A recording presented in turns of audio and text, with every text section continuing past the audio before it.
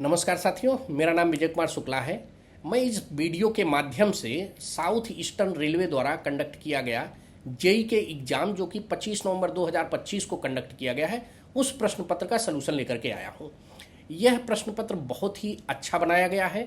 इसको जो लोग आगामी जेई का परीक्षा देने वाले हैं या ग्रुप बी के लिए परीक्षा देने वाले हैं, एएमई एडब्ल्यूएम का, उन सब के लिए बहुत ही उपयोगी होने वाला है। इसलिए इस वीडियो को आपको अंत तक देखना है। मैं आगे बढ़ूं उससे पहले आपसे अपील करूंगा कि आप इस चैनल को सब्सक्राइब कर लीजिए, जिससे आगामी वीडियो का अलर्ट आपको स्वतः मिलता रहे। चलिए मैं बढ़ता हूं। मैं आपको बता दूं कि जो भी इसमें सलूशन बताऊंगा उसका उत्तर जो है मैनुअल, लेटेस्ट मैनुअल या सर्कुलर पर आधारित होगा। तो यहाँ देखते हैं, साउथ ईस्टर्न रेलवे का ये कंडक्ट किया है RRC railway recruitment cell DPQ departmental promotion quota LDC limited departmental competitive examination. Exam date है 25 नवंबर 2025 को। मैक्सिमम 100 मार्क्स के लिए है। टोटल 110 क्वेश्चन पूछे जाते हैं, जिसमें से 100 क्वेश्चन आपको करना होता है। ठीक है, तो अब आगे देखिए इसमें क्या क्या प्रश्न है। Let's see. आइए देखते हैं। पहला प्रश्न है, what is the function of return spring provided in air brake cylinder. जो ब्रेक सिलेंडर होता है उसमें जब प्रेशर आता है तो उसका पिस्टन बाहर की तरफ आ जाता है, पिस्टन बाहर की तरफ हो जाता है। तो जब क्या है कि उसको रिलीज करते हैं, रिलीज करने के ड्यूरेशन में स्प्रिंग लगा रहता है यहाँ। वो स्प्रिंग, ये देखिए यहाँ पर, अब ये पिस्टन है तो ये स्प्रिंग है। ठीक है, स्प्रिंग क्या करता है कि इसको रिटर्न करने में जैसे ही प्रेशर इसका रिलीज होता है, यानी मैक्सिमम प्रेशर मान लीजिए आईसीएफ का है तो 3.8 रहेगा, और जब 0.4 तक आ जाता है तो उसे मान लिया जाता है कि रिलीज हो गया है। तो ये रिलीज करने में 0.4 के लिए इसको रिलीज करने में पिस्टन को अंदर लेता है, ये पिस्टन को अंदर लेगा स्प्रिंग। तो इसलिए कहते हैं to push the piston inside the cylinder. तो option number B is the correct answer. अगला है, which type bogie used in BCNHL. BCNHL में किस टाइप का बोगी यूज होता है? तो देखिए बीसीएनएचएल में कैसनप 22HS यूज होता है, तो option B is the correct answer. LCCF20 ये यूज होता है आपके BLC वैगन में। ठीक है, ICF तो ICF कोच में यूज होता है, ICF कोच में यूज किया जाता है। ठीक है, कैसनप 22 NLB ये आपके बॉक्सियन में और BCN में यूज होता है। ठीक है, तो ये हो गए तीनों ऑप्शन। पे load of the BTPN tank wagon. पे लोड देखिए, एक होता है टेयर लोड, टेयर वेट। ठीक है, जो कि BTPN की बात कर रहा है तो मैं यहाँ BTPN का बताऊँ तो टेयर वेट होता है 27 टन, और पे लोड होता है PL कहें तो ये होता है 54.28। और इन दोनों को अगर प्लस कर दें, यानी टेयर वेट प्लस पे लोड इक्वल टू होता है ग्रास वेट। तो ये हो जाएगा, देखिए यहाँ पर 0.28 और ये 81.28 टन, ये ग्रास वेट हो गया। पे लोड की बात कर रहा है तो 54.28 टन। ठीक है, अगला प्रश्न देखते हैं। Name the type of coupling used in BLC wagon. BLC wagon में आपको पता हो कि 5 वैगन का एक यूनिट होता है, 1 यूनिट इक्वल टू 5 वैगन। अब 5 वैगन में क्या होता है कि 2 तो A टाइप के रहते हैं प्लस 3 जो है B टाइप के वैगन होते हैं। तो जो A टाइप रहता है ये फर्स्ट आगे लगता है और यहाँ पर लगता है, और बीच में 3 जो है ये लगेंगे आपके B टाइप के। अब ऐसे कनेक्टेड होंगे। ठीक है, तो ये A टाइप का जो लास्ट और फर्स्ट रहेगा इसका CBC रहेगा 1105। तो यानी इसमें CBC लगा रहेगा, जो नॉर्मल CBC लगे रहते हैं। और A और B के बीच या B से B के बीच में बाकी जो है यहाँ पर स्लैकलेस ड्रा बार गियर लगता रहता है, SDB रहता है, जिसका हाइट रहता है 845 mm। तो अब इसमें कह रहा है कि BLC वैगन में अगर ये टाइप का पूछता तो अलग बात है, B टाइप का पूछता तो अलग। अब वैगन पूछ लिया है BLC वैगन का, तो CBC प्लस एंड स्लैकलेस ड्रा बार। तो option number A is the correct answer. Codal life of tank wagon other than BTPN। देखिए अदर देन BTPN, अगर किसी का अदर देन पूछ लिया तो अब ओपन टाइप का याद रख लीजिए 30 ईयर्स, कवर का वैगन का 35 वर्ष और टैंक वैगन का 40 वर्ष। अब यहाँ अदर देन BTPN पूछा है तो कई बार BTPN की बात होगी तो BTPN का है 45 साल। 45 ईयर्स, ठीक है। चूँकि लेकिन इसके 45 ईयर्स के लिए इसमें स्ट्रक्चरल इसका ऑडिट करना पड़ता है, इसके बीम्स वगैरह को, करोजन वगैरह को एक सर्टिफिकेशन लेना पड़ता है, तब वो 45, अदरवाइज नॉर्मली 40। तो यहाँ मैंने बता दिया कि अगर अदर देन पूछ ले, ओपन, कवर और टैंक, तो 30, 35, 40। तो यहाँ पूछ लिया है अदर देन, तो option number C is the correct answer. अगर केवल BTPN का पूछता तो 45 हो गया, ठीक है, लेकिन उसके साथ कंडीशन है, सर्टिफिकेशन होना है। What is the standard inclination on wheel flange? Wheel flange जो रहता है आपका 29.4 mm थिकनेस फ्लेंज का, और जब ये बनता है तो यहाँ ये एक इंक्लाइनेशन रहता है, ठीक है। ये इंक्लाइंड जो रहता है इस रहता है 1:2.5 का, 1:2.5। तो option number B is the correct answer. ये फ्लेंज पर रहता है। जो बाकी का यहाँ टेपर रहता है वो रहता है 1:20 का, और यहाँ एक चैम्फरिंग भी रहता है 6 mm का 45 डिग्री। तो ये आपको याद रहे कि इसको व्हील के परिप्रेक्ष्य में ये बताया गया है। अगला प्रश्न देखते हैं। यहाँ देखिए प्रश्न कर रहा है how many types of adapters are used in casnub trolley. तो देखिए कैशनप का पता है कि 6-7 वर्जन होता है। तो कैशनप ट्रॉली में 2 तरह के एडाप्टर यूज होते हैं। तो option number A is the correct answer. अब जो कैशनप 22W है और 22WM है मॉडिफाइड, और आपका है LH25, इसमें आपका वाइड जा यूज होता है, वाइड जा एडाप्टर। बाकी रिमेंस सभी में जो है, रिमेंस सब में जो है आपका नैरो जा यूज होता है, नैरो जा। Okay. What is the nominal lateral clearance between side frame and axle box adapter in casnub 22NL, NLB और हाई स्पीड? देखिए NL, NLB और हाई स्पीड में जो ये क्लियरेंस होता है, लेटरल क्लियरेंस, ये है 16 mm। तो option number B is the correct answer. अगर यहाँ पर इनकी जगह दे देता 22W या मॉडिफाई कर देता, या फिर LCCF20 वाला बोगी कह दे, तो उसमें 25 mm होगा, ठीक है, तब ये लेटरल क्लियरेंस 25 mm होगा। बट जहाँ पर दिया है यहाँ पर 22NL, NLB और HS, तो इसका 16 mm। What is the loading capacity of container in BLC wagon? देखिए BLC वैगन में कंटेनर जो यूज होता है, एक तो ISO कंटेनर यूज होता है जो 20 फीट और 40 फीट का है, ठीक है। यानी उसको लगाना होता है तो 20 फीट के 2 लगाते हैं या 40 फीट का 1 होता है कंटेनर। और एक RDSO और राइट्स ने जो बनाया है वो है 22 फीट का, या फिर 24 फीट और 45 फीट के।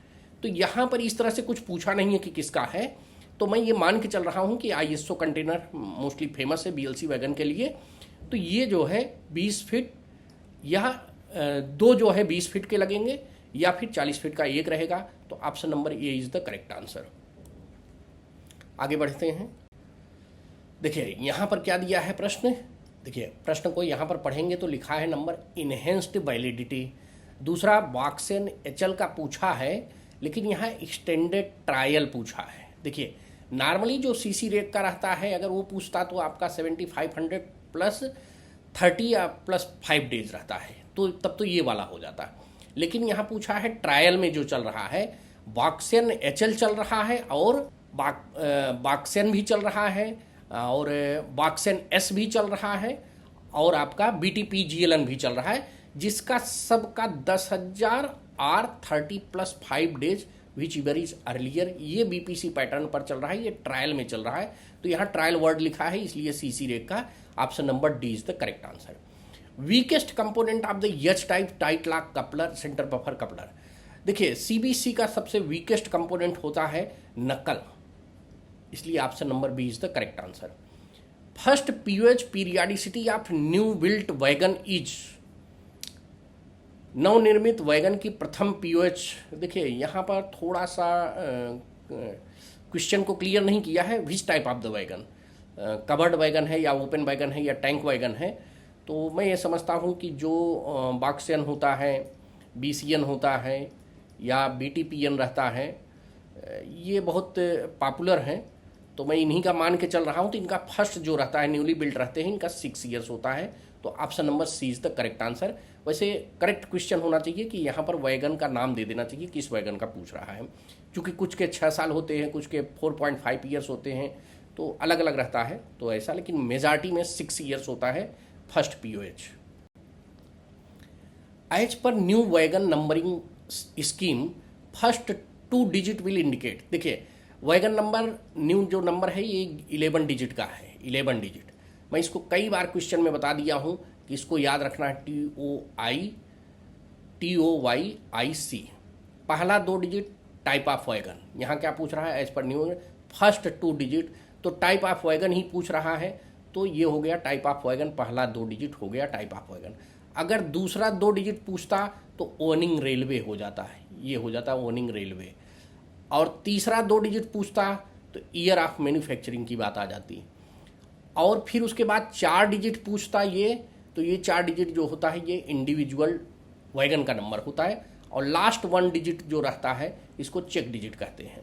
तो ट्वाइस याद रखेंगे, type of wagon, owning railway, year of manufacturing, individual wagon number and check digit. तो इससे आपका एक क्वेश्चन हमेशा आता है, तो ये याद रहे।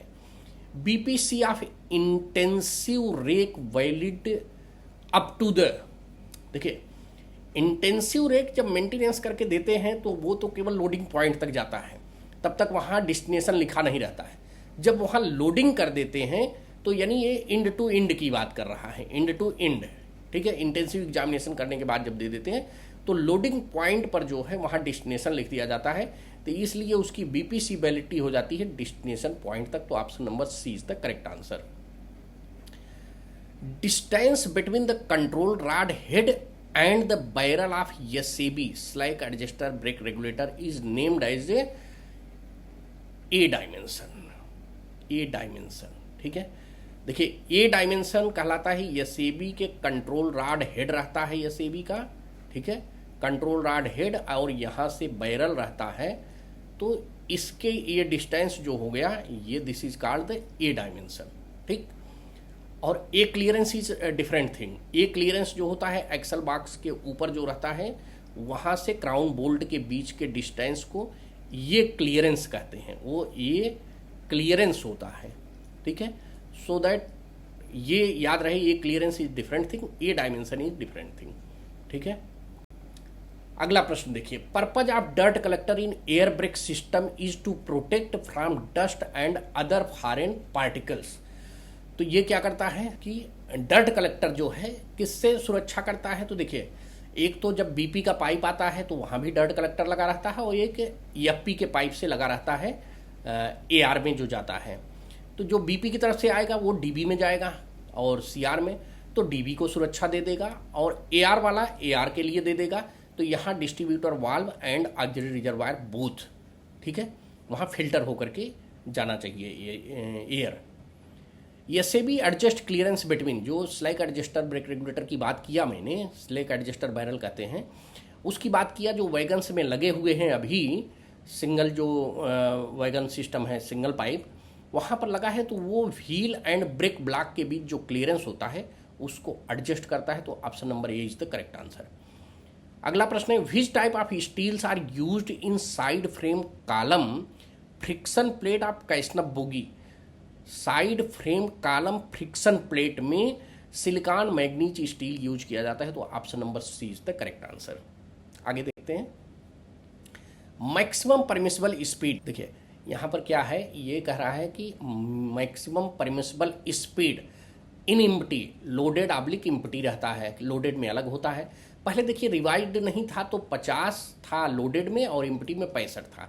अब इसको रिवाइज कर दिया गया है। रिवाइड कैसे किया गया है, जो वैगन मैनुअल जुलाई 2022 में आया है या दिसंबर 22 में आया है, ठीक है, उस वैगन के मैनुअल के अनुसार इन सबकी स्पीड रिवाइज कर दिए गए। तो अब लोडेड एंड एम्प्टी में हो गया है ये 70/75, ठीक है, 70/85 होंगे 85। तो यहाँ एम्प्टी में कह रहा है तो एम्प्टी में हम ले लेंगे 85।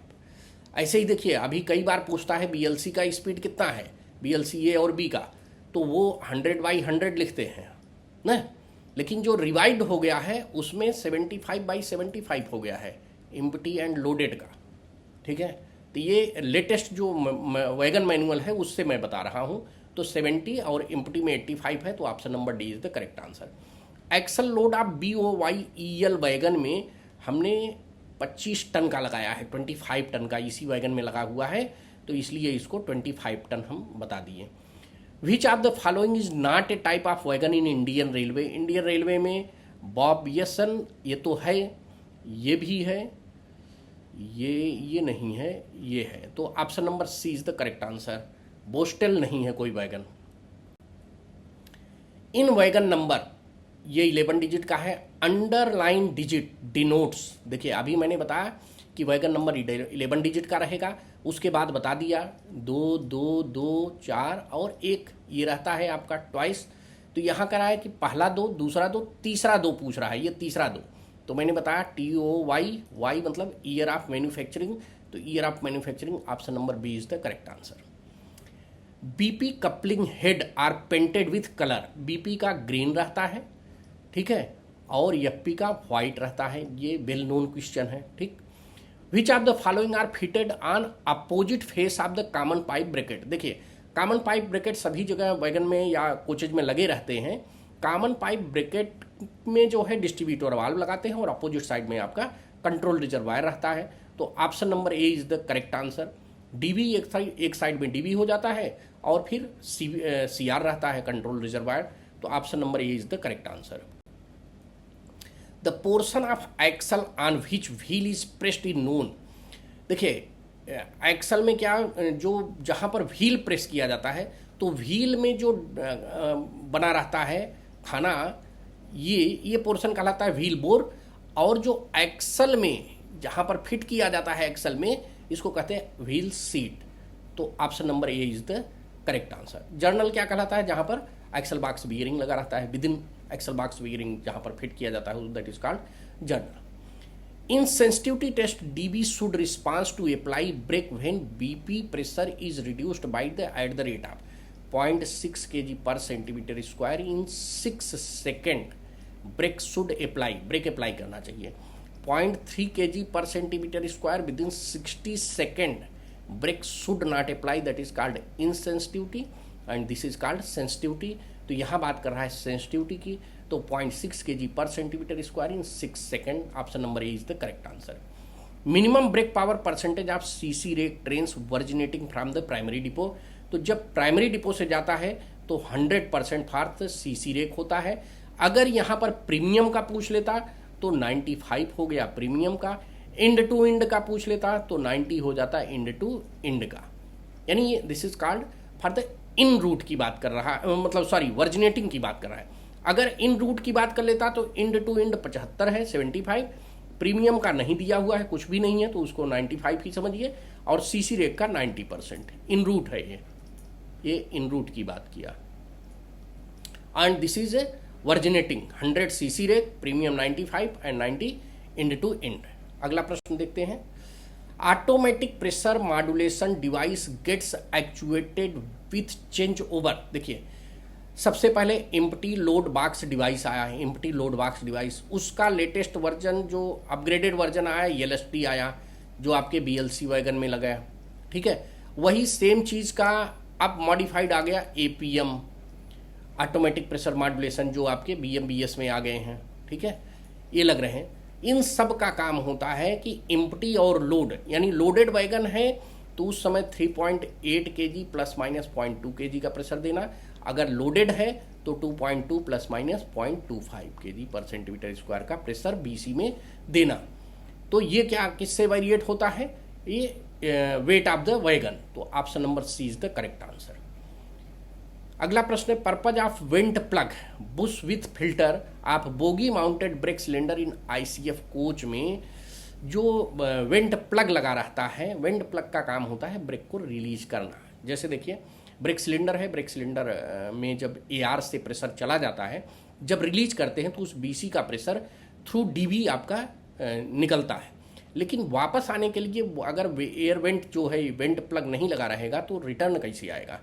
ठीक है, जैसे आपको पता हो कि जब स्लाइंज लगाते हैं तो जो ग्लूकोज का बाटल रहता है यहाँ ऊपर एक नीडल लगा देते हैं जिससे वो एयर लॉक ना हो, तो वही चीज़ है, वहाँ एयर लॉक हो जाएगा तो कैसे जाएगा? तो उस समय उसको वो बाहर से एयर देता है और वो डीवी के थ्रू जो है प्रेशर निकलता है, तो ब्रेक रिलीज के लिए वेंट प्लग लगा होता है।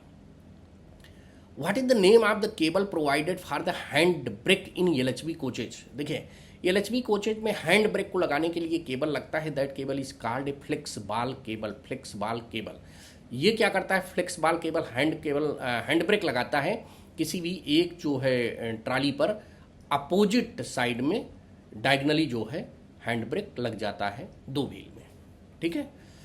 तो ये रहता है हैंड ब्रेक केबल। ये 3 टाइप के केबल रहते हैं, ठीक है, 3 टाइप का केबल रहता है। अगला प्रश्न देखते हैं, principal application of brake accelerator is? Brake emergency brake accelerator शुद्ध नाम है EBA is provided in all type of the LHB coaches में लगा हुआ है, directly connected with the BP pipe, ठीक है, BP पाइप से डायरेक्टली कनेक्टेड है। जब 1.8 kg पर सेंटीमीटर स्क्वायर इन 3 सेकेंड के रेट से प्रेशर गिरता है, देन जो है EBA काम करता है। अगर ये 1.8 kg पर सेंटीमीटर स्क्वायर इन 6 सेकेंड से रेट से गिरेगा तो नहीं काम करता है EBA, इमरजेंसी ब्रेक एक्सीलरेटर। ये आपका एडिशनल इंफॉर्मेशन हो गया। बट ये कह रहा है principal application of the brake accelerator is emergency braking in each coach of the rake. Emergency braking लगाना है, पार्शियल ब्रेकिंग नहीं, similar braking in each coach of the rake. देखिए क्या करता है, ये दोनों सही हो रहा है। इमरजेंसी ब्रेक तो लगाएगा ही लगाएगा, ये 2 ही टाइम पर काम करता है। एक तो इमरजेंसी ब्रेक लगाया जाए या ACP कर दिया जाए, अलार्म चेन पुलिंग कर दिया जाए, देन 2 ही कंडीशन में एक्चुएट होता है।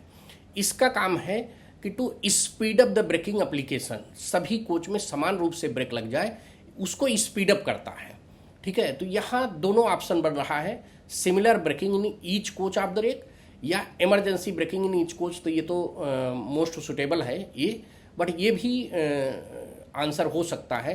आप जो है इसका कमेंट बॉक्स में लिखिएगा which one is the right answer, ठीक। मेरे अनुसार emergency braking in each coach of the rake के लिए जो है EBA लगाया गया है, इमरजेंसी ब्रेक एक्सीलरेटर के कारण मैं बोल रहा हूँ।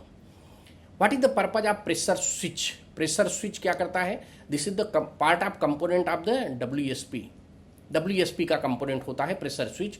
ये प्रेशर स्विच हर एक कोच में एक लगा रहता है। ये यप्पी से एक्चुएट होता है। जब 1.8 kg पर सेंटीमीटर स्क्वायर का प्रेशर पहुंचता है यप्पी का, देन ये WSP को एक्टिवेट कर देता है। तो to actuate anti skid system, तो this one is the correct answer, ठीक है। और जब ये 1.3 पहुंच जाता है kg पर सेंटीमीटर स्क्वायर, तो इसको WSP को बंद कर देता है, ठीक है। और अभी चाहे स्कार्ट हो, नार हो या फेबली हो, सभी का प्रेशर स्विच यप्पी से स्टार्ट होता है, ठीक है। यप्पी के प्रेशर से जो है एक्चुएट होता है। Turn out time of the ARME with double exit. देखिए ARME और ART, ठीक है, ART और ARME। ARME में क्या होता है, एक सिंगल एग्जिट होता है, एक डबल एग्जिट होता है। अगर डबल एग्जिट है तो 15 मिनट में, और सिंगल एग्जिट है तो 20 मिनट में ये मूव कर जाना चाहिए। और ART को क्या है, ये डे और नाइट के टाइम से लिया जाता है, डे और नाइट। अगर नाइट में है तो 45 मिनट और अगर डे है तो 30 मिनट। तो यहाँ पर पूछ रहा है ARME accident relief medical equipments, ये आपका turn out time double exit है तो 15 मिनट में, तो option number A is the correct answer, ठीक है। ये 20 मिनट में होता अगर सिंगल एग्जिट रहता तो। अगला प्रश्न देखिए, correct pattern of hooter blowing in case of the ART order accident relief train, अगर ऑर्डर फॉर आउट स्टेशन, इसको याद रखिए आप। एक होता है होम स्टेशन, दूसरा रहता है आउट स्टेशन, ठीक। अब अगर केवल ART चाहिए होम स्टेशन पर तो 2 हूटर बजाया जाता है, आउटर पर चाहिए तो 3 हूटर बजाया जाता है। अब ARME और ART अगर दोनों चाहिए, मान लीजिए कोई कैजुअलिटी हुआ है तो उस समय ARME भी लगेगा, तो यहाँ 4 हूटर, यहाँ 5 हूटर। अगर होम सिग्नल पर चाहिए, ठीक है, ART ARME दोनों, तो 4 हूटर लगेगा। आउटर सिग्नल पर चाहिए ART ARME तो 5 लगेगा। केवल ART चाहिए होम सिग्नल पर, होम स्टेशन पर, तो 2, आउटर पर 3। तो यहाँ पूछ रहा है आउटर तो 3 हूटर बजेगा, तो यहाँ पर दिया है 3 हूटर। देखिए, और सभी हूटर जितने हैं ये सभी 45 सेकेंड्स ड्यूरेशन में 5 सेकंड के इंटरवल में बजाए जाते हैं, कोई भी हो, चाहे 2 हो, 3 हो, 4 हो, 5 हो। मान लीजिए कोई भी इससे ऑर्डर दे दिया गया, उसको कैंसिल करना है, तो 90 सेकंड का एक सिंगल हूटर बजेगा, बस सिंगल हूटर, ठीक है, तो कैंसिल कर दिया जाता है। Capacity of air spring at secondary stage on FIAT bogie of the coach with transportation code LWCNEE, यानी ये क्या है, ACCN 3 टायर जो है इकोनॉमी कोच है, जिसमें ए यानी एयर स्प्रिंग लगा हुआ, तो ए है, तो इसके लिए हो जाता है 160 किलो न्यूटन का, तो option number C is the correct answer, 160 kilo newton. देखिए मैं यहाँ बता दूँ कि ये 4 तरह के LHV में लगते हैं, एक 180 किलो न्यूटन का, 160 किलो न्यूटन का, 140 किलो न्यूटन का और 120 किलो न्यूटन का, इतने 4 टाइप के लगते हैं। तो सबके कलर हैं, 180 वाले का ग्रे है, इसका जो है ब्लू है, और 140 का रेड है, और 120 का जो है लाइट ग्रीन है, लाइट ग्रीन, हाँ ग्रीन, ठीक। तो ये आपको कलर कोड याद रखना है, ओके। आगे बढ़ते हैं, देखते हैं 36 number question. Recommended gap between the pin of control arm and locking block of the bottom, block at bottom, ठीक है। तो control arm and locking block at bottom के बीच में कोई गैप नहीं होना चाहिए, कोई क्लियरेंस नहीं है। 0.5 mm से ज़्यादा का क्लियरेंस होता है तो उसको चेंज कर देते हैं, रिप्लेस कर देते हैं हम कंट्रोल आर्म को, ठीक है। और वैसे तो जीरो क्लियरेंस, चूँकि ये नया सर्कुलर अभी आया है, लेटेस्ट सर्कुलर में 2024 का ही है आई थिंक, उसमें जीरो क्लियरेंस दिया है, कोई क्लियरेंस नहीं है। 0.5 से ज़्यादा रहता है तो बदल देते हैं, okay. What is the period of POH of ART और ARME? POH पीरियडिसिटी आपको पता हो, IUH 9 मंथ का रहता है और POH 18 मंथ का, सभी पैसेंजर कोचेज के, passenger and mail express coaches के। और जो RA होता है प्लस ART है, इन सब का ये जो है 48 मंथ रहता है, और IUH इसका 24 मंथ है, ठीक। तो बाकी पैसेंजर मेल एक्सप्रेस के 9 मंथ और 18 मंथ, और इसका 24 मंथ और 48 मंथ। केवल फर्स्ट जो POH से PU से आता है उसका 12 मंथ और 24 मंथ रहता है, तो ये याद रखिएगा। पहला जो फर्स्ट PU से आने के बाद फर्स्ट IUH 12 मंथ और POH 24 मंथ, सब्सिक्वेंटली उसके बाद जितना रहेगा 9 month 18 month. In case of RA inspection car and ART का IUH 24 मंथ और POH 48 मंथ। यहाँ क्या पूछा है, POH पूछा है, तो POH is 48 month.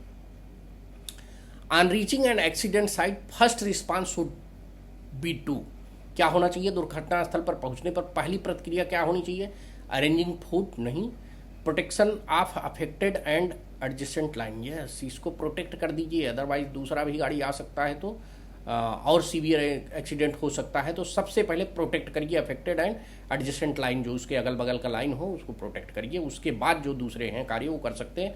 First respond करा है। The periodicity of the pest control in AC coaches, ये 15 दिन का है, तो option number B is the correct answer. अगला प्रश्न है, location of wheel set earthing equipment in LHV coaches. देखिए LHV कोच रहता है तो उसमें क्या होता है कि आपका ये एक्सल रहते हैं, ठीक है, 4 एक्सल मान लीजिए हैं, ठीक, ये 4 एक्सल हो गए। तो इसको क्या करता है, L1 कहता है, इसको L2, ये L3, ये L4। यहाँ पर आपका रहता है PEV का आइसोलेशन काक, ठीक। अब क्या होता है, इस साइड यहाँ पर रहता है, ठीक। अब इसको R5, R6, R7, R8, ये जो आपका न्यू LHV का मैनुअल आया है उसमें दिया हुआ है, तो यहाँ रहता है। अब कह रहा है कि आपका अर्थिंग सेट कहाँ रहता है, तो अगर हम अर्थिंग सेट R8 पर और L4 पर रहता है, ठीक, ये लास्ट में रहते हैं, यहाँ फर्स्ट और ये लास्ट। तो क्या हो गया, R8 हो गया और ये L4 R8, तो option number C is the correct answer. अब देखिए इसमें अगर कहेगा फोनिक व्हील स्पीड सेंसर भी पूछ सकता है ऐसे, तो फोनिक व्हील स्पीड सेंसर हमारा रहता है L1 L2 पर, यहाँ पर और यहाँ पर, ठीक। तो कभी पूछ ले तो L1 L2 और R5 R6 पर आपका फोनिक व्हील स्पीड सेंसर लगे रहते हैं। और ये जो L4 है और R8 है, यहाँ पर अर्थिंग इक्विपमेंट्स लगे रहते हैं। Brand name of grease used for overhauling type of the slack adjuster. Slack adjuster के लिए सर्वोजेम RR3 यूज होता है, और एक है बालमेरोट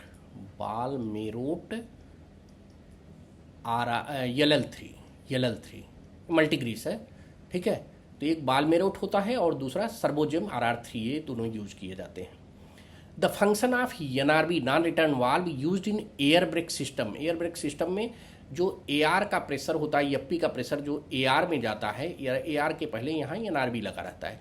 NRV का मतलब AR का प्रेशर FP लाइन में फिर से न जाए। तो क्या, to prevent flow of air to BP में नहीं, AR to FP, to prevent flow of air from AR to FP से ही आता है AR में, अब AR से वापस न जाए FP में, इसके लिए।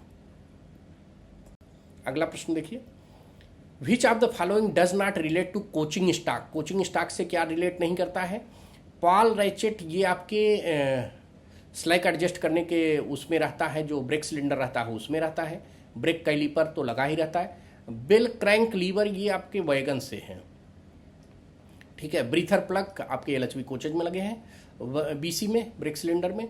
तो यहाँ कह रहा है कोचिंग स्टॉक से नहीं है, तो bell crank lever option number C नहीं है, वो वैगन से रिलेटेड है। Projection of feed pipe and brake pipe from head stock to centre of stem of angle cock in LHV coach.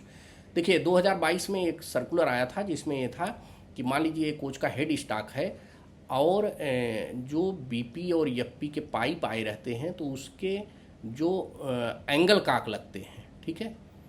तो यहाँ से यहाँ की डिस्टेंस पूछ रहा है, ये यहाँ से यहाँ का डिस्टेंस पूछ रहा है। तो BP का 140 है और FP का जो है 200 है, 200 mm। इतना प्रोजेक्शन रहना चाहिए।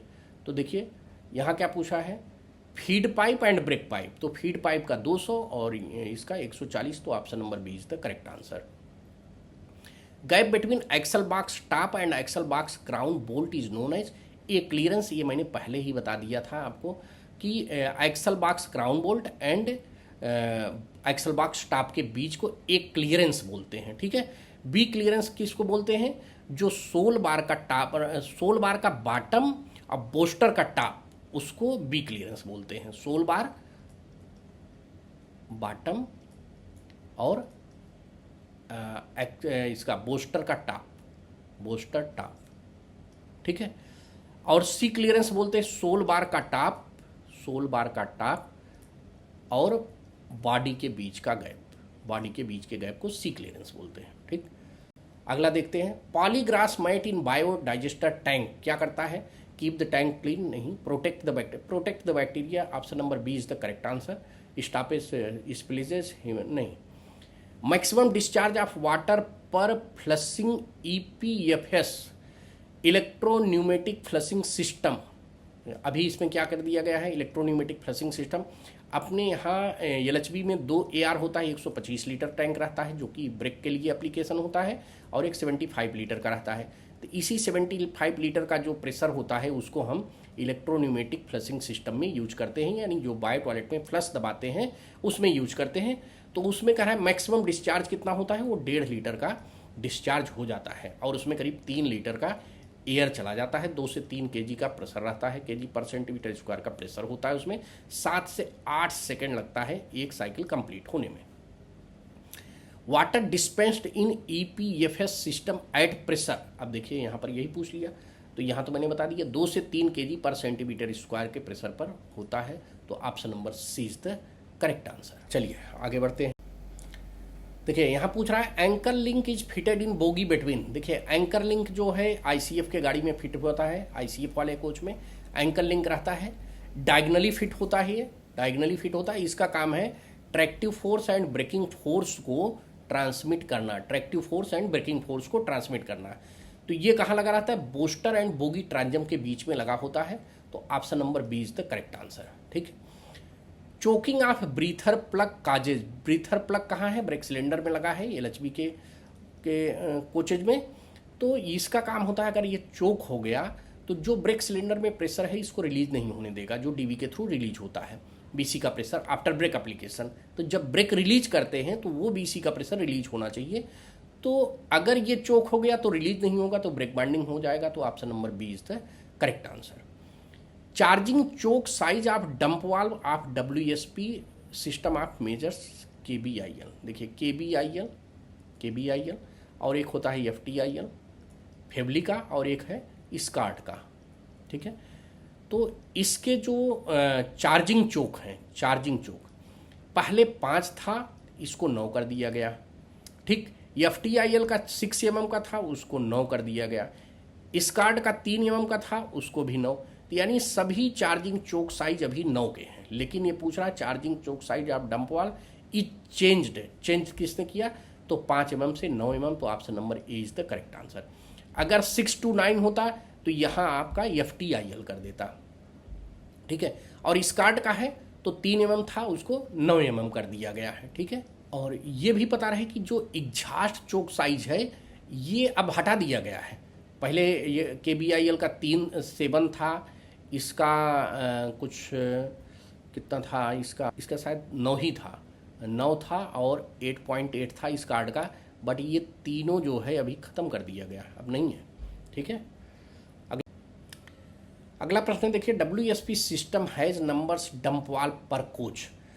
WSP में क्या होते हैं? WSP के जो कंपोनेंट्स है उसमें है फोनिक व्हील, ठीक है, ये 4 रहता है। स्पीड सेंसर 4 होता है। डंप वाल्व 4 रहता है। माइक्रो प्रोसेसर 1 रहता है, और प्रेशर स्विच जो है 1 रहता है। तो ये WSP के कंपोनेंट्स है। तो डंप वाल्व 4 रहता है पर कोच, तो option number D is the correct answer. 1 base unit of Vande Bharat consist coaches. एक बेस यूनिट, देखिए वंदे भारत का 2 MCQ सीरीज मैंने बनाया है जो कि बहुत हिट हुआ है, उसको आप ज़रूर देख लीजिएगा।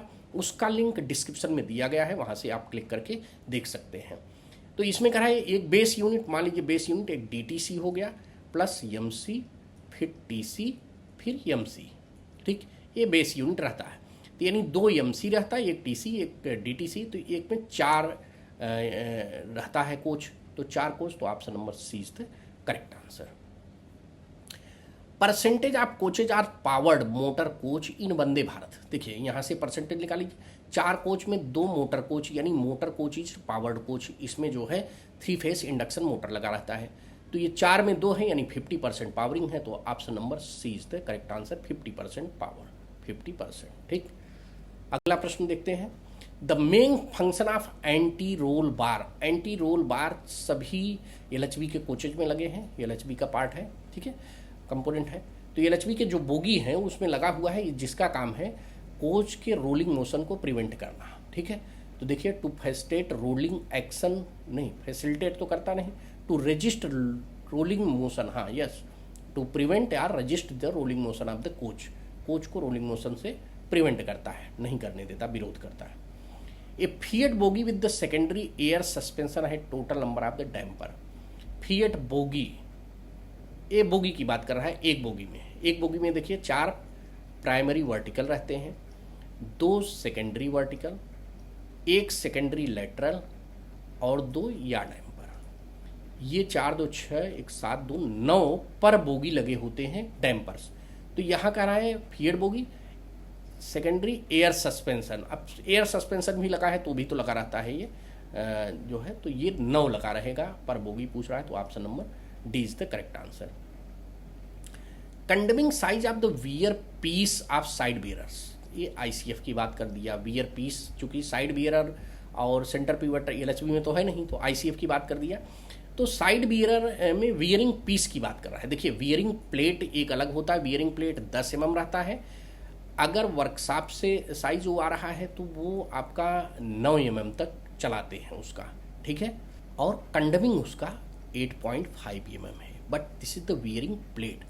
और एक होता है ब्रांच वियरिंग पीस, जिसकी यहाँ पर बात कर रहा है, वियरिंग पीस की बात कर रहा है, ठीक है, वियरिंग पीस। तो इसका न्यू साइज होता है 45 mm। साप इशू साइज जब साप से वर्कशॉप से आता है तो 43.5, और कंडमिंग साइज 42 mm, ठीक। तो यहाँ देखिए 42, तो option number C is the correct answer. Longitudinal and transverse relative movement between axle and bogie frame eliminated axle and bogie frame track longitudinal, देखिए एंकर लिंक तो एक्सल पर लगा ही नहीं रहता है, bogie frame. Axle box guide arrangement ये होता है option number 20 the correct answer. Axle और बोगी फ्रेम के बीच अनुदैर्ध्य और अनुप्रस्थ सापेक्ष गति किसके द्वारा समाप्त किया जाता है, तो यही एलिमिनेट करता है axle box guide arrangement. Pressure differential on duplex check valve of air suspension system, LHB के बोगी में सेकेंडरी सस्पेंशन में एयर स्प्रिंग का अरेंजमेंट किया गया है, ठीक है। तो यहाँ एयर स्प्रिंग लगा है एएस और एएस, ये दोनों के बीच एक डुप्लेक्स चेक वाल्व लगा दिया गया, डुप्लेक्स चेक वाल्व, डीसी हम कह रहे हैं डुप्लेक्स चेक वाल्व। ये काम क्या करता है, जब दोनों में से किसी में प्रेशर लीकेज हो गया और 1.5 kg पर सेंटीमीटर स्क्वायर से ज़्यादा का प्रेशर डिफरेंस क्रिएट होता है, देन जिधर ज़्यादा की तरफ प्रेशर है वो कम की तरफ जाने लगता है, तब ये डीसी अलाउड कर देता है। तो यहाँ प्रेशर डिफरेंशियल की बात किया तो 1.5 kg पर सेंटीमीटर स्क्वायर। और सपोज दैट इन दोनों एयर स्प्रिंग में से कोई एक बस्ट हो गया, उस समय इसका प्रेशर निकलने लगेगा और थोड़ा सा ये डीसी में 3 mm का चोक होता है जो कि लिमिटेड प्रेशर ही देता है, तो ये भी प्रेशर आएगा तो बाहर चला जाएगा। तो जब इसका प्रेशर रिड्यूस होते होते 1 kg पर सेंटीमीटर स्क्वायर या उससे बिलो जाता है, देन आपका फीबा एक्टिवेट होता है। तो be very clear, FIBA activate होता है जब किसी भी एयर स्प्रिंग का प्रेशर रिड्यूस होते होते 1 kg या उससे नीचे चला जाता है, ठीक है। जैसे 5 था तो 4 हुआ, फिर 3 हुआ, फिर 2 हुआ, फिर 1 हुआ, 1 या 1 से नीचे जाएगा then FIBA will activate. But यहाँ डुप्लेक्स चेक वाल्व की बात कर रहा है तो ये दोनों के बीच में 1.5 kg से ज़्यादा का डिफरेंस होगा तो ज़्यादा साइड से कम की तरफ अलाउड कर देता है। तो यहाँ पूछ रहा है प्रेशर तो 1.5 kg पर सेंटीमीटर स्क्वायर, ठीक। Location of speed sensor in LHB coaches, तो मैंने बताया तभी बता दिया कि ऐसा रहता है, ये L1, L2, L3, L4, R5, R6, R7, R8, इसके पहले के क्वेश्चन मैंने इसको बताया था। तो फोनिक व्हील और स्पीड सेंसर एक ही जगह लगा रहता है, फोनिक व्हील स्पीड सेंसर यहाँ और यहाँ, ठीक है। तो L1, L2, R5, R6, तो L1, L2, R5, R6, तो option number A is the correct answer. और पहले पूछा था अर्थिंग तो L4 पर हो जाएगा, R8 पर हो जाएगा, ठीक। यहाँ प्रश्न है 61 नंबर है, इसमें क्या कह रहा है कि fault description of fault code 1.5 of WSP system measures स्कार्ड। देखिए एक फॉल्ट ट्री करके एक सर्कुलर जारी हुआ है रेलवे बोर्ड से, इसको आप जरूर देख लीजिएगा। उसके अकॉर्डिंग 1.5 WSP कोड स्कार्ड का है, short circuit of cut off valve in dump valve in axle number 1 जो है ये इसका 1.5 है कोड। और इसकी बात करें शॉर्ट सर्किट ऑफ एग्जॉस्ट का तो इसका 1.2 है। और open circuit short circuit in speed sensor का है तो 1.1 है। इस तरह से दिया हुआ है, ठीक है। Fault description of fault code 0033 of WSP system Faiveley का है। फेबली के लिए 33 मतलब ये लास्ट वाला जो 3 रहता है ये 1 2 3 4 आता है, तो ये कोड हो जाता है एक्सल का। तो इस हिसाब से 3rd नंबर एक्सल का, 3 जो है स्पीड सेंसर का, इसका है डंप वाल्व का है। अगर 1 और 2 रहता तो वो आपका स्पीड सेंसर का रहता है। 3 4 जो है डंप वाल्व का है। Rejectable limit of hollow tyre in IRCA part 4, IRCA part 4 के हिसाब से रिजेक्टेबल हॉलो टायर का जो है ये 5 mm है, तो option number C is the correct answer, ठीक। 64 नंबर क्वेश्चन है, व्हील विथ शार्प फ्लेंज में लीड। शार्प फ्लेंज हो गया तो फ्लेंज का मतलब ये पतला हो जाना है, ठीक है। तो ये पतला हो गया तो क्या करेगा, शार्प हो जाए या थिन हो जाए, चाहे शार्प रहे या थिन फ्लेंज हो जाए, दोनों कंडीशन में एक ही करता है, shearing of fish plate bolts at rail joints, तो option number C is the correct answer. अब देखिए यहाँ से जी के लगता है आ गया। Name of the vice president of India, तो जगदीप धनखड़ ये साहब जो रिजाइन दिए उसके बाद CP राधाकृष्णन जी बने हैं, तो option number C is the correct answer. Which nation will host 2026 FIFA World Cup. FIFA World Cup को यूनाइटेड स्टेट ऑफ अमेरिका तो USA करेगा, ये यूनाइटेड स्टेट करेगा, और भी दो तीन लोग हैं, मतलब दो लोग और हैं, कनाडा और मैक्सिको भी है, कनाडा मैक्सिको, लेकिन कनाडा मैक्सिको का यहाँ नहीं दिया है, यूनाइटेड स्टेट दिया है। ठीक। Shanti Swarup Bhatnagar prize for outstanding contribution in the field of, ये तो वेल नोन है, साइंस एंड टेक्नोलॉजी में शांति स्वरूप भटनागर पुरस्कार दिया जाता है। देखिए, Savita Punia is an Indian player of, Savita Punia जो है ये हॉकी की फेमस प्लेयर हैं, तो हॉकी हो गया। अगला प्रश्न है world's highest railway arch bridge built over river, ये तो अभी बहुत फेमस हुआ है, चिनाब नदी पर बना है, चिनाब में वर्ल्ड का हाईएस्ट ब्रिज बना है। अगला देखते हैं, which source of vitamin A, इधर मैं प्रश्नों को थोड़ा सा स्पीड में ले रहा हूँ जिससे बहुत ज़्यादा आपका टाइम न कंज्यूम हो। Which source of vitamin A, vitamin A किस में रहता है, ग्रेप्स और ऑरेंज में क्या रहता है, विटामिन सी रहता है, ठीक है, और इसमें विटामिन ए रहता है, तो ऑप्शन नंबर, मैंगो में विटामिन ए होता है, तो option number C. Captain of Indian women cricket team of 2025 women World Cup का, वोमेन वर्ल्ड कप का तो हरमनप्रीत कौर, बहुत फेमस, तो option number D is the correct है। अब देखिए यहाँ आ गया मैथ का question, find the value of 75 square minus ये, तो यहाँ फार्मूला लगाइए, A square minus B square equal to A plus B और ए माइनस बी, ठीक है। तो यहाँ हो गया 75 प्लस 55 एक ब्रैकेट में और 75 माइनस 55 दूसरे में, तो ये 5 5 10 7 5 12 130 हो गया, इंटू हो जाएगा 20, ठीक है, तो 13 दूना 2600, तो option number D is the correct answer.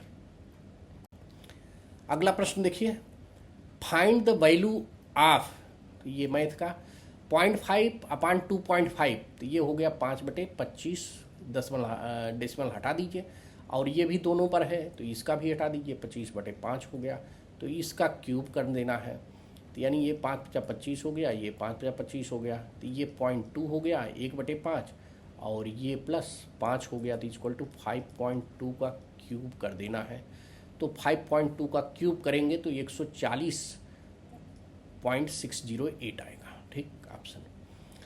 अगला प्रश्न देखिए, यहाँ पर ये रूट दिया है, तो इसको सॉल्व करने का सबसे अच्छा तरीका है, तो सबसे पहले 625 को करिए रूट, तो इसका होता है 25, अब 200 में 25 जोड़ देंगे तो 225 का करेंगे तो कितना हो जाएगा, 15 आ जाएगा, 15 में 225, तो इसका स्क्वायर रूट हो गया। अब वो 15 154 में प्लस 15 जोड़िए तो कितना हो जाएगा, 13 आ जाएगा, 13 में 169 हो जाएगा, 15 जुड़ जाएगा। अब ये प्लस 131 प्लस 133 जोड़ेंगे तो 144 हो जाएगा, तो ये कितना आ जाएगा, इसका स्क्वायर रूट 12 आ जाएगा। 52 प्लस 12 जोड़ देंगे तो कितना हो जाएगा, 2 2 4 5 1 6 64, तो 64 का स्क्वायर रूट 8, तो option number A is the correct answer. कुल 80 छात्रों की एक कक्षा में लड़कियों की ऊंचाई, औसत ऊंचाई कक्षा की ऊंचाई से 10 सेंटीमीटर कम है, ठीक है। लड़कों की औसत ऊंचाई कक्षा की ऊंचाई से 15 सेंटीमीटर ज़्यादा है। कक्षा में लड़कों और लड़कियों की संख्या बताइए। इसको ऐसा मान लीजिए कि औसत ऊंचाई 0, ठीक है, औसत ऊंचाई 0 मान लीजिए, तो लड़कियों की -10 हो गया, गर्ल्स कितनी हो गई 10, और बॉयज़ +5 है, 15 ज़्यादा है तो +15, तो यानी अगर हम बॉय अपान गर्ल कर ले, बॉय इज टू गर्ल, तो ये रेशियो कितना हो जाएगा बॉयज़ और गर्ल का, ये हो जाएगा 10:15, यही होगा रेशियो। 10:15 का मतलब हो गया 2:3, ठीक। अब हमारे पास टोटल कितने हैं, 80 हैं, तो अगर 80 में हमको बॉयज़ एंड गर्ल का रेशियो कितना है 2:3, तो बॉयज़ का देखना है तो कितना 80 गुणे ये 2/5, 3 2 5 5 16 हो गया, 16 दूना 32 हो गए, और 80 माइनस 32 कर दिए तो कितना हो गया 48 हो गया गर्ल, तो 32 और लड़कों की संख्या 32 और लड़कियों की 48 आ गया, तो option number D is the correct answer. A metal sphere of 12 centimetre dia after melting converted into a wire of 4 centimetre dia, find the length of wire. देखिए अगर स्फेयर है तो इसका जो वॉल्यूम होगा, स्फेयर का वॉल्यूम इक्वल टू ये जो वायर हम मेल्ट करेंगे इसका वॉल्यूम, वायर का वॉल्यूम दोनों बराबर होगा। तो हम करते हैं, देखिए स्फेयर का वॉल्यूम क्या होता है 4/3 पाई r क्यूब, इसको मान लीजिए ये r है, कैपिटल है आर, चूंकि ये डाया इसका 6 है तो इसको हम आर ले लेंगे। और ये कितना हो जाएगा, वायर को कन्वर्ट किया तो हमने कन्वर्ट किया तो पाई आर स्क्वायर यही होगा इसका, और इंटू यल, वायर है लंबाई में ले लेंगे तो यल, तो ये इसका वॉल्यूम हो जाएगा। तो अब पाई पाई से कट गया, तो अब इसका क्या करेंगे 4/3 आर क्यूब, आर कितना हो जाएगा, डाया 12 है तो आर जो है 6 हो जाएगा, 6 cube equal to R square, ये कितना 4 सेंटीमीटर डाया का बना तो 2 का स्क्वायर इंटू यल, तो यल इक्वल टू कितना हो जाएगा 2 का स्क्वायर 4 हो गया, तो ये हो जाएगा 2 का स्क्वायर ये कट गया यहीं पर, 6 का क्यूब कितना हो गया 6 36 गुणे 6 और बटे 3, 3 दूनी 6, 36 दूना 72 सेंटीमीटर आएगा। तो option number C is the correct answer. देखिए यहाँ प्रश्न कर रहा है ratio of circumference of circle inscribed in a square to the perimeter of the square, एक वर्ग के अंदर बने वृत्त की परिधि और वर्ग के परिमाप का अनुपात। तो देखिए हमने एक ये बना लिया, वर्ग बन गया, वर्ग का परिमाप कितना हो जाएगा, वर्ग का परिमाप एक भुजा जितना होगा वही चारों भुजाओं का योग, तो 4 भुजा 4 इंटू भुजा हो गया। ठीक, अब कह रहा है इसके अंदर सर्कल है, तो सर्कल का मतलब ये हो गया कि सब इसके बीच को टच करेगा ना, ये ऐसे बनाओ, ये सर्कल हो गया थोड़ा सा, हाँ ये सर्कल हो, तो यानी सर्कल का डी ए डी सब बराबर, तो सर्कल का डी जो है इसका भुजा होगा, यानी ए डी हो गया 4D, और सर्कल का पेरीमीटर वृत्त की परिधि कितनी होगी, वृत्त की परिधि 2πr या πd, वृत्त की परिधि कितनी होगी πd। तो अभी क्या हम करते हैं, वृत्त यानी सर्कल और बटे वर्ग, तो ये कितना हो गया πd बटे वर्ग का परिमाप 4D, इसी का अनुपात पूछ रहा है, तो डी से कैंसिल हो गया, बचा कितना π/4, तो ये कितना हो गया 22/7 गुणे 4, तो 2 दूना 4 2 11, तो इक्वल टू 11/7 दूनी 14, तो 11/14 option number B is the correct answer.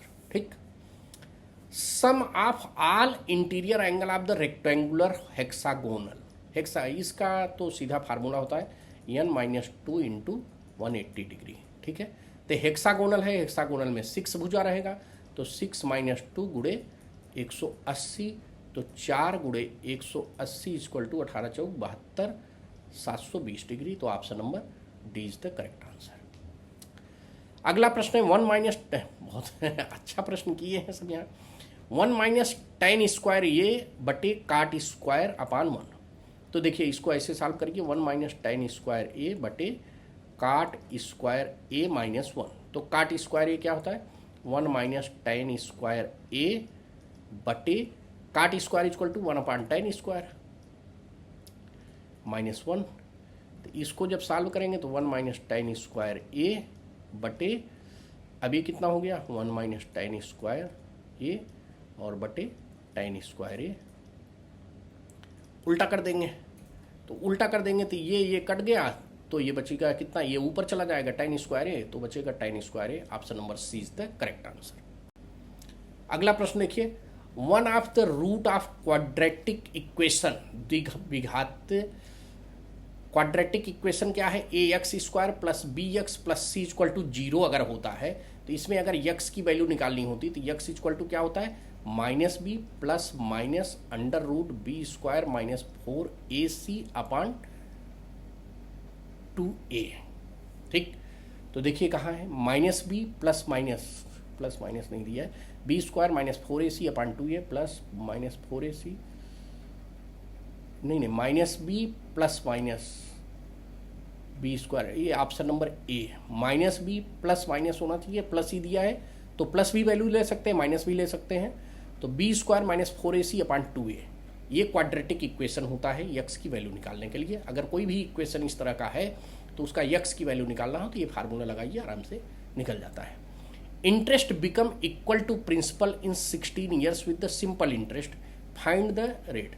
तो रेट, इंटरेस्ट रेट कितना होता है I R equal to P N R upon 100, simple interest. अब ये आई आर ही पी बराबर हो जाए, तो पी के बराबर अगर कर दो तो कह रहा है पी के बराबर कब हो जाएगा, पी इंटू कितना टाइम दे रहा है 16 इंटू आर अपान 100। तो अब आर इक्वल टू, ये तो पी तो कट जाएगा, तो आर इक्वल टू कितना हो जाएगा आपका 100/16, ठीक है। 4 चौक 16, 4 25, तो 4 छंग 24, 1 25, 6.25, तो option number D is the correct answer. Fourth term of AP arithmetic progression is 13 and seventh is 22, then 11th। अब अरिथमेटिक प्रोग्रेशन का टी एन इक्वल टू होता है, टी एन इक्वल टू जब लेते हैं a plus n minus 1 into D. A क्या होता है फर्स्ट नंबर, एन तो nth नंबर लेते हैं, और डी जो है कॉमन डिफरेंस होता है, ठीक। तो यहाँ कह रहा है फोर्थ नंबर अगर लेना हो तो फोर्थ T4 कितना हो जाएगा, तो T4 हो जाएगा, तो यहाँ पर ए बनेगा, मतलब फोर्थ अगर हम लेंगे तो फोर्थ अगर लेंगे तो फोर्थ नंबर हो जाएगा a plus 4 minus 1 3 D equal to 13 हो गया पहला इक्वेशन, ठीक। और कह रहा है सातवां 22 है, तो यानी ए प्लस 7 माइनस 1, अगर यहाँ फार्मूला में फिट करेंगे 7 माइनस 1 तो 6D इक्वल टू 22। ये दो इक्वेशन हो गए। अब इनको सॉल्व कर लो, माइनस माइनस माइनस करो, ए से कट गया, ए माइनस से जाएगा तो माइनस 3D इक्वल टू 22 में से 13 गए, कितना हो गया आपका ये 9 ना, माइनस 9, तो D इक्वल टू कितना आ गया 3। तो जब D इक्वल टू 3 आ गया तो आप किसी एक में फिट कर दीजिए, ए प्लस 3D, तो ए इक्वल टू कितना आ जाएगा 3, ए प्लस 3 इंटू 3 इक्वल टू 13 हो गया, तो ए इक्वल टू कितना हो गया 13 माइनस 9 इक्वल टू 4, तो ए इक्वल टू 4 आ गया, डी इक्वल टू 3 आ गया। अब यहाँ पूछ रहा है 11th टर्म, तो 11th टर्म कितना हो जाएगा T11 equal to, T11 term हो जाएगा 4 प्लस 11 माइनस 1 इंटू डी, 3 है, तो इक्वल टू T11 हो जाएगा, है। तो 4 प्लस 10 यानी 30 इक्वल टू 34, तो option number D is the correct answer, ठीक। अगला प्रश्न देखते हैं। यूनिट ऑफ एंगुलर वेलोसिटीज, देखिए angular velocity omega equal to क्या होता है थीटा अपॉन टी, ठीक है, थीटा अपॉन टी, और आपका normal velocity equal to speed upon time. तो ये क्या होता है रेडियन पर सेकंड लेते हैं या रिवोल्यूशन पर मिनट, तो option number C is the correct answer, ठीक। Which of the following is non metal, non metal कौन सा है, पारा। पारा एक ऐसा मेटल है जो लिक्विड फॉर्म में होता है, मेटल है, लिक्विड फॉर्म में रहता है नॉर्मल टेम्परेचर पर, but it is called liquid, ठीक है। ये भी मेटल है, और कोबाल्ट भी मेटल होता है, नाइट्रोजन एक गैस होता है, नॉन मेटल है, तो option number C is the correct answer. Heat generated H by carrying the current I through a circuit of resistance R of the potential difference, तो Joule's का law क्या कहलाता है, जूल का लॉ क्या कहलाता है, एच इक्वल टू जो है आई स्क्वायर आर टी, आई स्क्वायर आर टी। तो क्या है यहाँ पर, ये देखो आई स्क्वायर आर टी, और भी रहता है फार्मूला जो एच इक्वल टू क्या हो जाते हैं, जब अगर इसको एच स्क्वायर इक्वल टू रहता है वी आई टी भी होता है, और होता है V square upon R into T होता है, तो ये सब जो निकाल लेते हैं हम, बट यहाँ पर इसकी बात किया है आई स्क्वायर आर टी, तो ये हो गया option. PL number of stock item consist of 8 digit होता है पीएल नंबर में, प्राइस लिस्ट नंबर, तो option number C is the correct answer. High value item that small percentage of total number is termed है, देखिए high value item कम percentage को लेते हैं, तो ए बी सी जो एनालिसिस किया जाता है, तो इसमें हाई वैल्यू का कम परसेंटेज 5%, 10% और ये 80% रहता है, ठीक है। बट ये 5% हाई वैल्यू होता है, ये मीडियम वैल्यू होता है, ये लो वैल्यू रहता है, तो ये कैटेगरी के आते हैं, तो option number A is the correct answer. In a VED एक तो ये इन्वेंट्री कंट्रोल का सिस्टम है, एबीसी एनालिसिस, या VED vital, essential and desirable, ठीक है। तो यहाँ पूछ रहा है डी स्टैंड्स फॉर डिजायरेबल, तो ये C is the desirable. Under which of the following group C and W parts are listed. देखिए इसमें जो 10 ग्रुप हैं उसमें 0 to 8 क्या है, ये स्टीम लोको का है, ये डीजल लोको का है, और ये आपका इलेक्ट्रिक लोको का है, ये सी एंड डब्ल्यू का है। तो ऑप्शन नंबर ये सी एंड डब्ल्यू का 30 to 39। पीएल नंबर इतने में व्हाट डज 7, देखिए पीएल नंबर 8 डिजिट का होता है, तो 2 2 4 2 6 2 8, 8वां डिजिट जो होता है चेक डिजिट होता है। तो देखिए ये option number C is the check digit. ठीक, stock verification of impressed store done in every 2 years में स्टॉक का किया जाता है, स्टॉक का। ठीक, इसमें क्या है, इंटरवल इम्प्रेस्ड स्टोर 2 साल में होता है। देखिए 6 मंथ में ए कैटेगरी के आइटम होते हैं, बी कैटेगरी के 1 साल में होते हैं, सी कैटेगरी के 2 साल में, सी कैटेगरी और इम्प्रेस्ड स्टोर 2 साल में होता है। तो option number B is the correct answer. अगला प्रश्न देखिए, penalty of compulsory retirement, removal or dismissal from service should be imposed only by. देखिए ये वाले क्या होते हैं कि इसको डिसिप्लिनरी अथॉरिटी भी कर सकता है, but disciplinary authority should not be below than the appointing authority. आपसे सेवानिवृत्ति या पद मुक्त करना या सेवा से बर्खास्ती करना ये अपॉइंटिंग अथॉरिटी के नीचे नहीं होना चाहिए। तो अगर मैं यहाँ डिसिप्लिनरी अथॉरिटी मारूंगा ऑप्शन, तो ये करने में सक्षम है, but he must be appointing authority. ठीक, तो बट यहाँ डाउट है, तो option number C appointing authority इसके नीचे का नहीं होना चाहिए। अगर डिसिप्लिनरी अथॉरिटी इटसेल्फ है अपॉइंटिंग अथॉरिटी, देन वो कर सकता है। Which penalty is not recorded in the service stoppage of increment, ये तो रिकॉर्ड होता है, स्टॉपेज ऑफ पास रिकॉर्ड होता है, सेंश्योर भी रिकॉर्ड होता है, वार्निंग जो है सर्विस रिकॉर्ड में नहीं होता है अनटिल एंड अनलेस उस पर लिखा हो रिकॉर्डेड वार्निंग। ठीक, which form is used for suspension, SF1 is suspension. ठीक है, ये डीम्ड सस्पेंशन के लिए रहता है, SF5 मेजर पेनाल्टी के लिए होता है, SF11 माइनर पेनाल्टी के लिए, माइनर पेनाल्टी। ठीक, इसका भी एक है वीडियो बनाया हूँ, डिस्क्रिप्शन में रहेगा लिंक, आप देख लीजिएगा। अगला प्रश्न देखिए, how many days of the LAP in a calendar year a permanent railway servant shall be entitled to get. Permanent railway employ एक कैलेंडर में 30 दिन का ले सकता है, तो 30 डेज का LAP ले सकता है। ठीक, paternity leave is admissible with less than 2 surviving children for the period of 15 days का पैटर्निटी लीव मिलता है और 180 डेज का मैटर्निटी लीव मिलता है। ठीक, group C employ till 5 years of the qualifying service eligible for how many set of the pass. 5 साल तक कोई भी ग्रुप सी का एम्प्लॉय जो होता है वो केवल 1 सेट पास यूज कर सकता है, and after then 3 set pass होता है। ठीक, in railway context PNM stand for PNM permanent negotiating machinery. ठीक है, परमानेंट निगोशिएटिंग मशीनरी, ये एम्प्लॉय और एम्प्लॉयर के बीच जो है डिस्कशन होता है, तो PNM होता है, और JCM होता है। JCM को ज्वाइंट कंसल्टेटिव मशीनरी कहते हैं। एक रहता है PREM, participation of railway employ in management. ठीक है, ये PNM। ठीक, an employ eligible for maximum DCRG death cum retirement gratuity 15 month emolument नहीं, 16 मंथ 16.5 मंथ इमोलमेंट और 20 लाख। ठीक है, अभी ये बढ़ करके शायद 25 लाख हो गया है। 25 लाख, चूँकि जब DA बढ़ा है तो ये बढ़ गया 25 लाख, बट यहाँ क्वेश्चन में 20 लाख है। JEE carriage and wagon under comes HOER की कंडीशन है, तो HOER का भी बहुत बढ़िया वीडियो बनाया हूँ, देख लीजिए। JEE जो है उसमें आता है एक्सक्लूडेड कैटेगरी में, C&W का JEE जो है एक्सक्लूडेड कैटेगरी में आता है। अब यहाँ से आ गया राजभाषा। देखिए, according to the constitution of India the official language of union will be Hindi and script will be Devanagari, तो option number A is the correct answer. How many schedules language are recognized by the constitution of India, तो कितने schedule हैं, तो ये languages है, schedule languages 22 languages है। How many languages are recognized as a classical language of India, ये देखिए ये है option number C 11।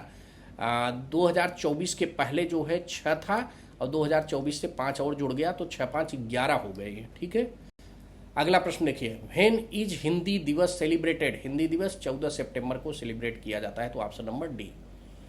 In which year of official language act rule was enacted, राजभाषा अधिनियम नियम, देखिए एक्ट तो 1963 में था और ये रूल जो है 1976 में, 63 नहीं है, ठीक है, तो ये रूल की बात कर रहे हैं, यहाँ एक्ट भी लिखा है रूल भी लिखा है, ये रूल हो गया 1976 में, ठीक।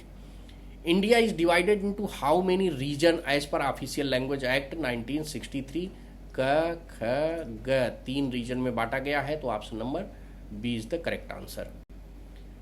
Document mandatory issued in bilingual, यानी हिंदी और इंग्लिश में दोनों में होना चाहिए, ये धारा 3/3 के अंतर्गत है, तो option number C is the correct answer. Central Hindi committee chair by default prime minister of India रहते हैं, तो ये option number A. In which year was Hindi declared as the Rajbhasha, Rajbhasha 1949 में डिक्लेयर कर दिया गया था, तो सी हो गया ऑप्शन। वर्ल्ड हिंदी डे, देखिए वर्ल्ड हिंदी डे 10 को और हिंदी दिवस कहते हैं तो 14 सितंबर को बनाते हैं, ठीक है। इस तरह से आपका ये सभी 110 क्वेश्चन सॉल्व कर दिए गए हमने। इस वीडियो को अंत तक देखने के लिए आप सभी लोगों को बहुत बहुत धन्यवाद, और यदि यह वीडियो पसंद आया हो तो आप इस पर कमेंट जरूर करिएगा, साथ में अपने दोस्तों के साथ इसे शेयर जरूर करिएगा। शेयर कर लेते हैं और कमेंट देते हैं तो वही मुझे मोटिवेट करता है अगला वीडियो बनाने के लिए। आपके आगामी परीक्षा के लिए आपको बहुत बहुत शुभकामनाएं। आप अपना और अपनों का बहुत ख्याल रखिएगा। Thank you.